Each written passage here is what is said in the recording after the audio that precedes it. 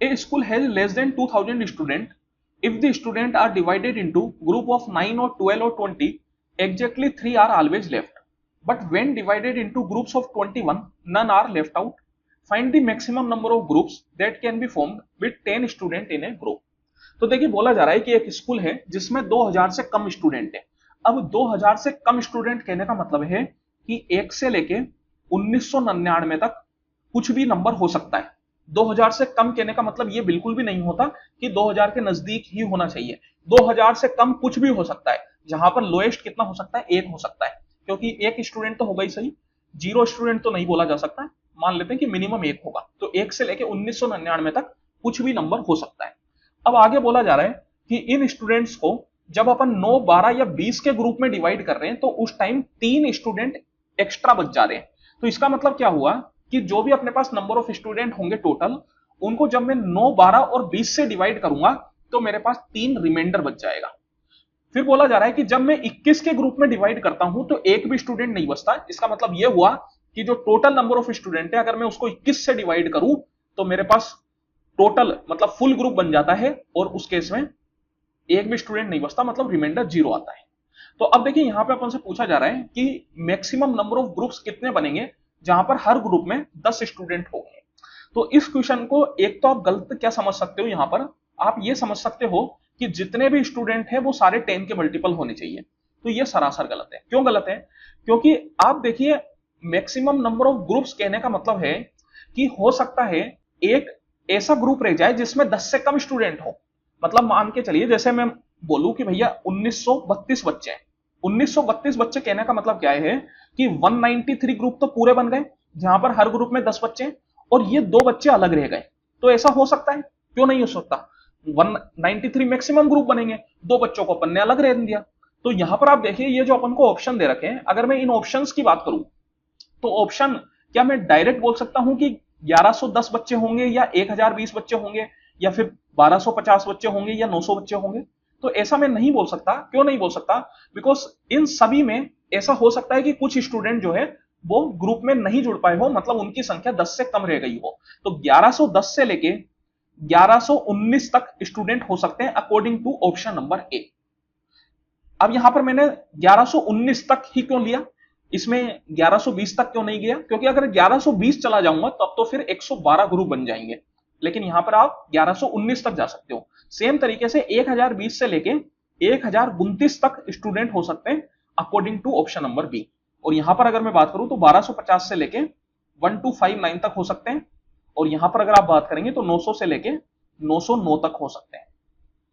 तो यहां पर ऑप्शंस को अगर आप गलत तरीके से समझ रहे हो तो फिर ये आपकी गलती है। अब देखिए इस क्वेश्चन को अपन करेंगे क्या। बोला गया था कि 9, 12 और 20 से डिवाइड करने पे 3 रिमाइंडर बचता है। तो सबसे पहले तो मैं 9, 12 और 20 का एलसीएम निकाल लेता हूं। तो अगर आप 9, 12 और 20 का एलसीएम निकालेंगे तो क्या आएगा आपके पास? तो यहां पर 9 होता है अपने पास 3 इंटू 3, 12 होता है 3 इंटू 4, और 20 होता है अपने पास 4 इंटू 5। तो एलसीएम आ जाएगा इसका 3 इंटू 3 इंटू 4 इंटू 5, 5 चौको 20, 20 दिए 60, 60 दिए 180। तो 180 अपना एलसीएम आ गया। तो अब जो स्टूडेंट्स होंगे वो कितने के बराबर होंगे? तो यहां पर मैं बोल सकता हूं वो 180 ए प्लस 3 के बराबर होंगे। ऐसा मैं क्यों बोल रहा हूं? क्योंकि बोला गया था कि 9, 12 और 20 से डिवाइड करने पे 3 बचते हैं, तो 180 ए जो है वो 180 का मल्टीपल हो गया। दैट मीन्स कि ये पूरी वैल्यू हमेशा 9, 12 और 20 से डिवाइड होगी, और जो 3 एक्स्ट्रा बच रहे थे उनको मैंने अलग से जोड़ दिया।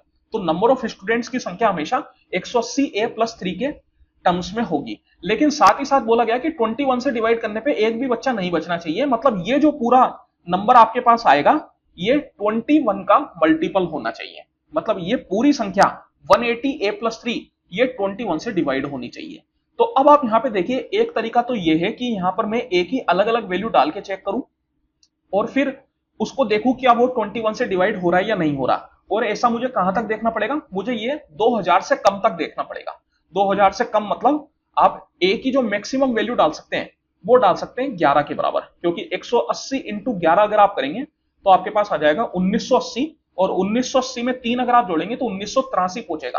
और 1983 से जैसे ही आप आगे जाएंगे, मतलब ए की वैल्यू अगर आप 12 डालेंगे तो फिर उस केस में स्टूडेंट्स की संख्या 2000 से ज्यादा हो जाएगी, जो कि बिल्कुल पॉसिबल नहीं है। तो यहां पर मुझे एक तरीके से ए इक्वल टू 1 से लेके ए इक्वल टू 11 तक डालना पड़ेगा और 1 से लेके 11 तक मुझे डालना पड़ेगा और फिर उन सबको 21 से क्या क्या वो डिवाइड हो रहा है या नहीं हो रहा ये भी चेक करना पड़ेगा। तो देखिए ये एक बहुत ही लंबा तरीका है, इस तरीके से अपन बिल्कुल भी नहीं चलेंगे। यहां पर अगर आप थोड़ा इसको एनालिसिस करेंगे तो क्या मिलेगा आपको, ये जो टर्म आपके पास आया 180a + 3, इसको मैं लिख सकता हूं 180 होता है 18 × 10, तो इसको मैं लिख सकता हूं 10 × 18a + 3। तो यहां पर आप देखिए मैं बोल सकता हूं कि 10 के ग्रुप बना रहे थे अपन, तो ये जो है ये तो अपने बन गए 10 के ग्रुप, जहां पर टोटल ग्रुप की संख्या कितनी बन गई, तो टोटल ग्रुप की संख्या 18a के बराबर बन गई और ये जो 3 स्टूडेंट है ये अपने एक्स्ट्रा रह गए। अब आप यहां पे देखिए जो भी अपना आंसर होगा वो ऑब्वियस है कि 18a के बराबर होगा। अगर मैं 111 को 18a के बराबर करूंगा तो यहां से मुझे a इंटीजर नहीं मिलेगा, 102 में भी नहीं मिलेगा, 125 में भी नहीं मिलेगा, लेकिन 90 में मिल जाएगा, बिकॉज 18 पंजे 90।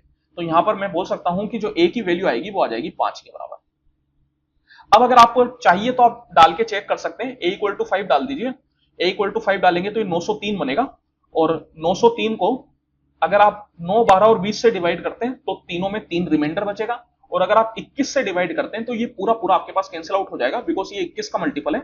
आप चाहे तो लिख सकते हैं इसको, ये हो जाता है 21 × 21 का 4 बार में 84 और 6 रह गया, 6 का मतलब 63, तो 21 × 3 = 63। तो आप देख सकते हैं ये क्या हो गया 21 × 43। तो मैं बोल सकता हूं आंसर क्या हो जाएगा, ऑप्शन नंबर डी। तो यही इसका सबसे बढ़िया तरीका है। बाकी अगर आप एक ही एक वैल्यू डाल के चेक कर रहे हैं तो फिर वो बहुत ही गंदा तरीका है।